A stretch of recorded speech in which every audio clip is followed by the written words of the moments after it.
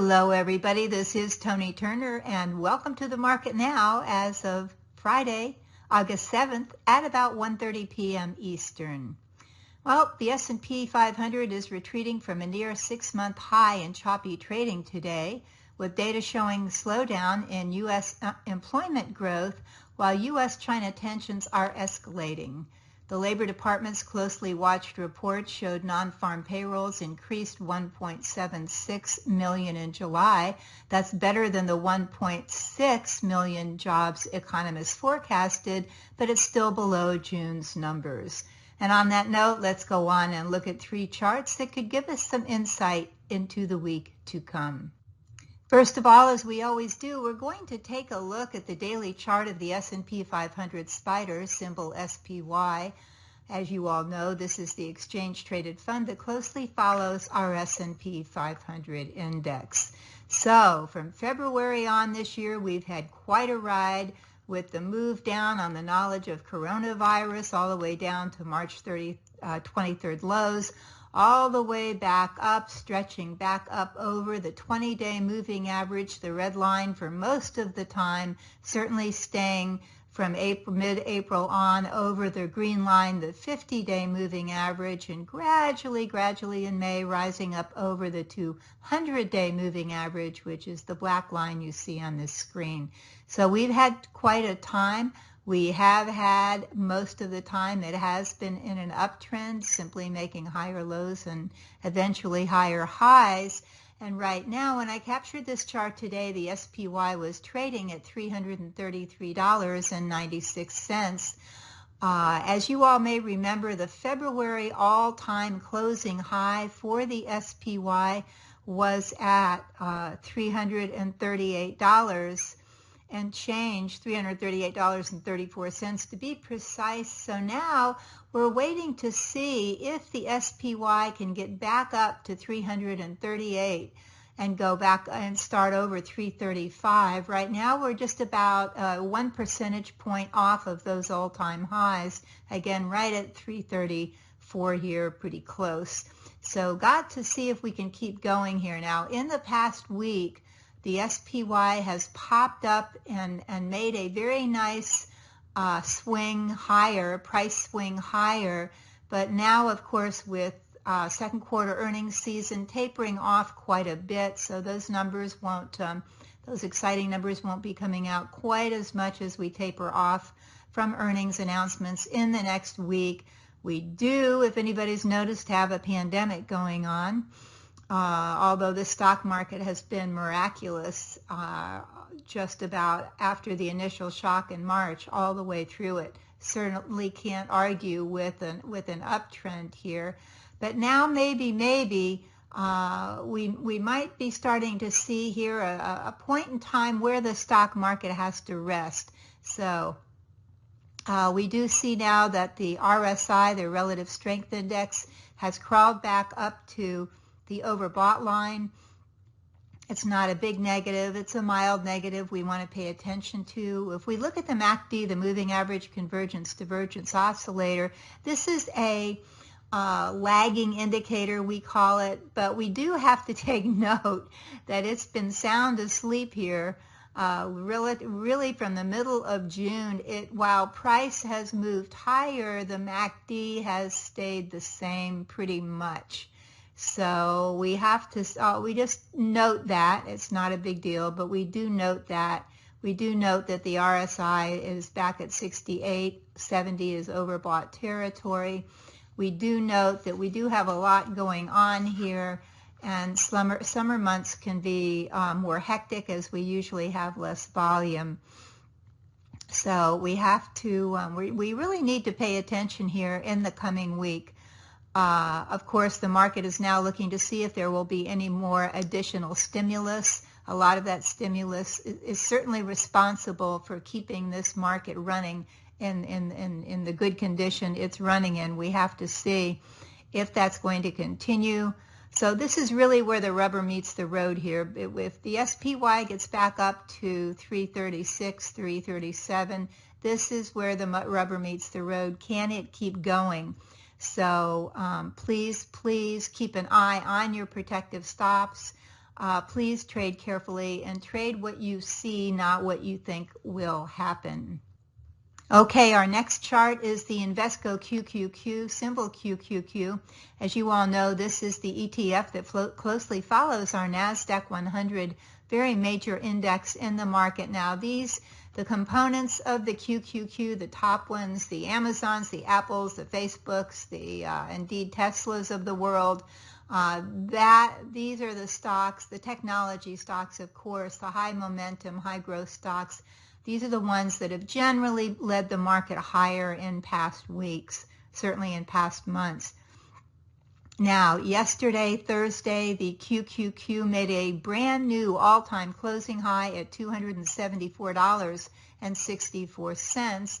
It, just like the SPY, jumped up this week, made a very nice price swing higher, and when I captured this chart today, the Qs was trading at $271.49, saying, hey, that's all the energy I had for now. And certainly trading in a just kind of giving up most of yesterday's gains, Thursday's gains. Now, what we see here is that the QQQ has used the 20-day moving average, the red line, for a lot of its run up since last March. It's used this line. So a simple way to look at this market, especially the growth stocks, is to say, and they've been the real leaders, can this uptrend continue now that second quarter earnings season is over?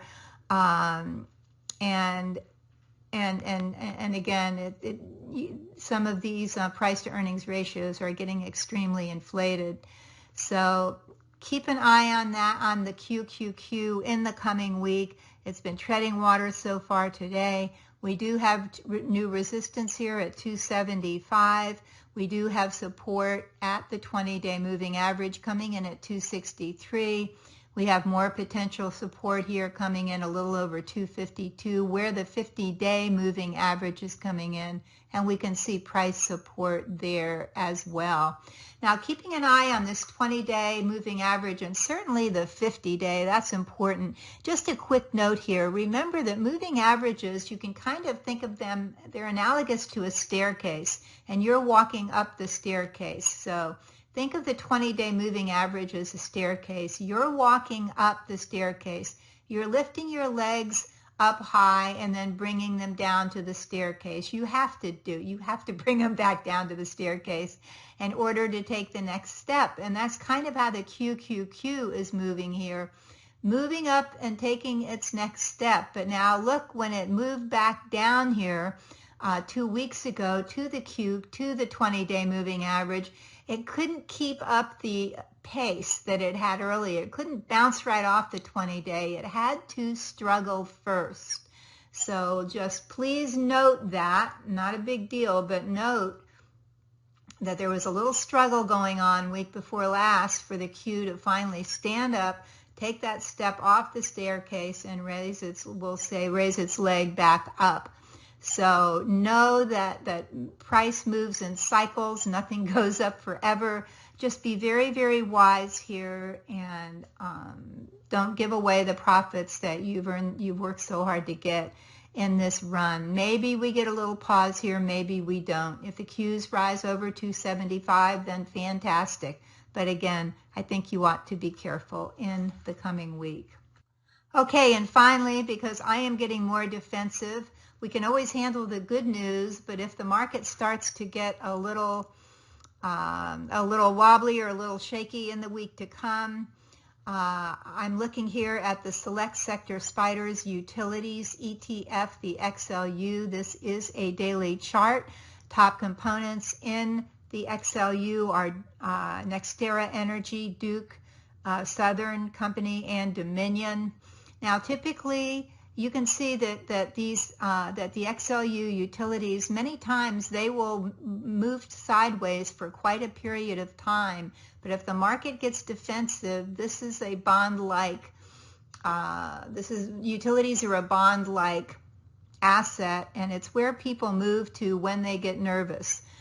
Because after all, you've got to pay your light bill. You're going to pay that before you pay anything else.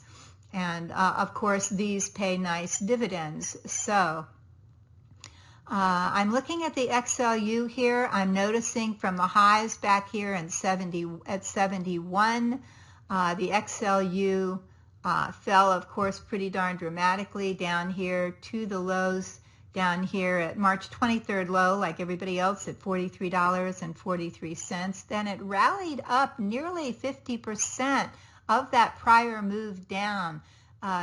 Actually made a pretty decent, if you can see it here, inverse head and shoulders. Then here's the neckline of the inverse head and shoulders, and it popped out over it.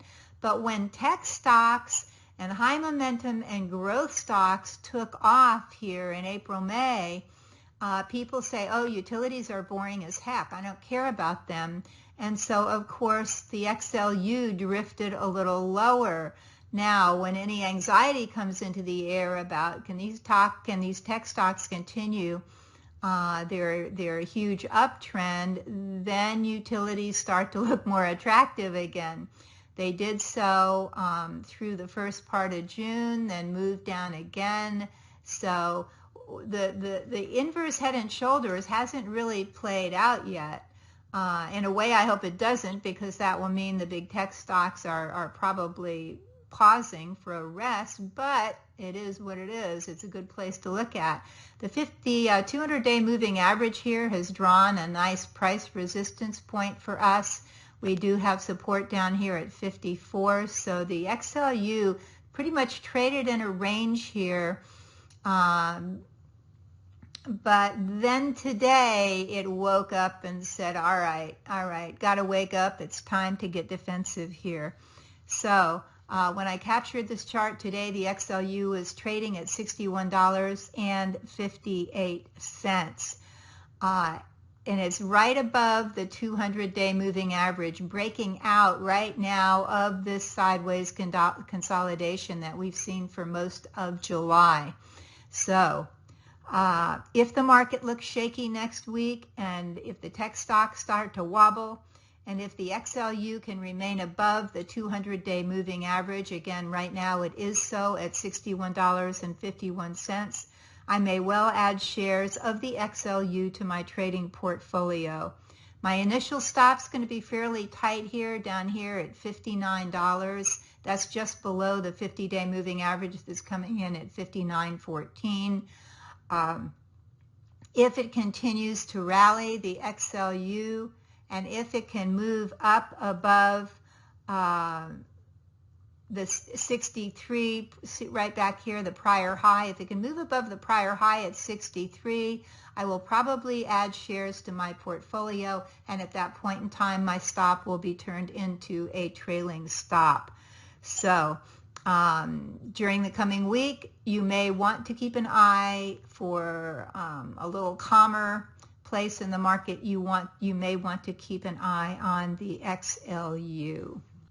And now, before we go into final thoughts, please know that for a limited time only, we are offering all of my popular online training programs at a 20% discount.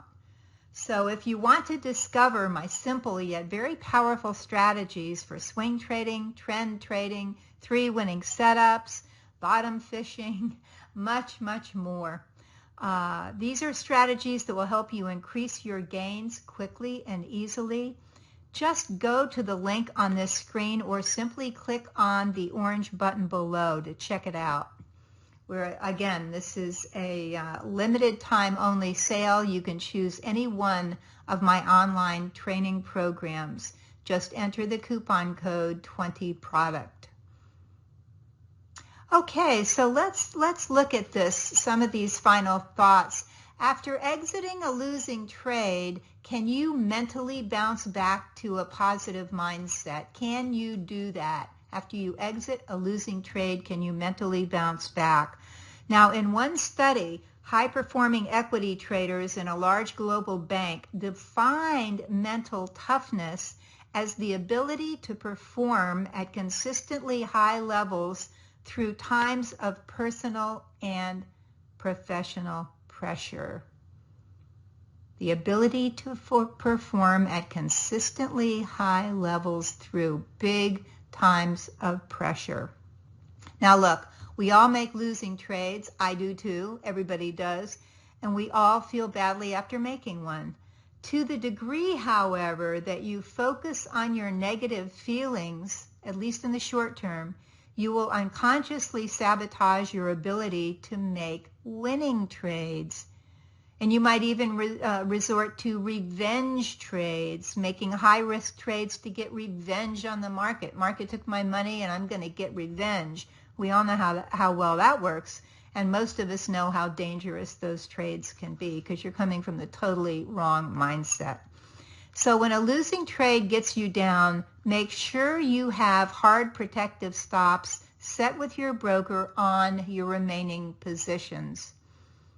Then get up and get away from your computer or your phone, your device, whatever you did it on.